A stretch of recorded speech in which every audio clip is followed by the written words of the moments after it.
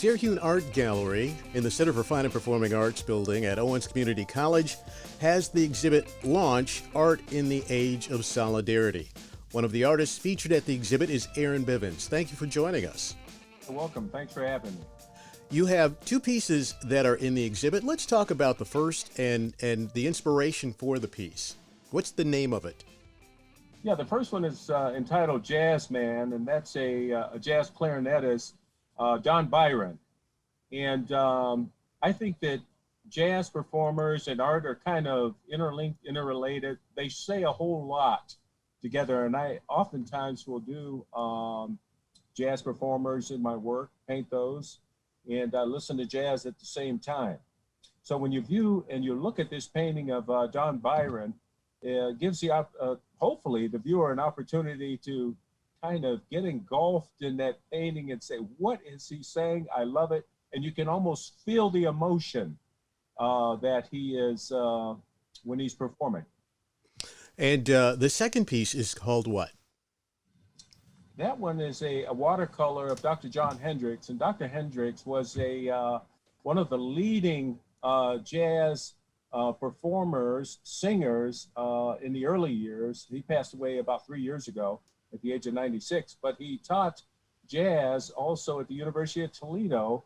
And he was like the father of a style called vocalese, where he would put lyrics to some of the existing jazz performances, jazz music.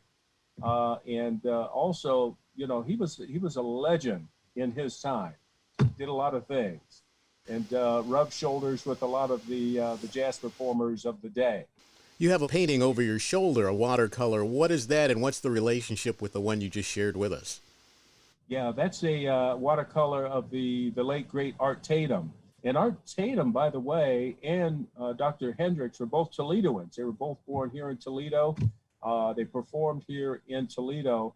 And it was really interesting. Dr. Hendricks once said that when Art Tatum was performing, he had the opportunity to meet a lot of the jazz greats of the day because they would flock to the performances. So he really, you know, he was in the audience, the crowd, in the world of all of these great jazz performers. In our pre-interview, you shared with me that you enjoy creating with either watercolors, acrylic, or oil. What is the fascination with those three in particular? Well, I started out with watercolor, and that's probably the most challenging of the three mediums. And of course, I also paint in acrylic and oils, and you handle each one of those mediums a little bit differently. Now, I was an art major at the University of Toledo, and I decided a long time ago, I said, I'm going to paint in all three of these mediums because they're all different. And I've always liked to challenge myself just to see if I could handle these mediums. And you know, I've gotten over the years pretty good reception. People seem to like what I do. And oftentimes they will say when they view my work at, say, the outdoor art fairs, which were all shut down this year, you know, they would come up and I would be painting right on location and right there at the art fair. And they would, some people would ask, where's the artist? Who's the artist? Well, you know, it was surprising to them. But I like to think of myself as an artist, not necessarily a Black artist, but as an artist. And, you know, I can reach and I've touched a whole lot of people because I paint a lot of different subjects. You name it, I paint it. Well, I was going to say, you touched on a couple of local music icons. What are some of the other areas that you enjoy creating for your paintings? Sure. Well, I paint landscapes of water, of land landscapes. I do a lot of commissions. I do paintings of, or I like to say portraits of homes and of people, of course, of animals, flowers, a lot of florals. And what I'm really trying to do is to touch a whole lot of bases because everybody doesn't like a landscape. A lot of people might like florals. They might like, you know, other things. So I try to paint a little bit of everything. And interestingly enough, when people find out that you're an artist, they think that you can do everything. You can just paint everything.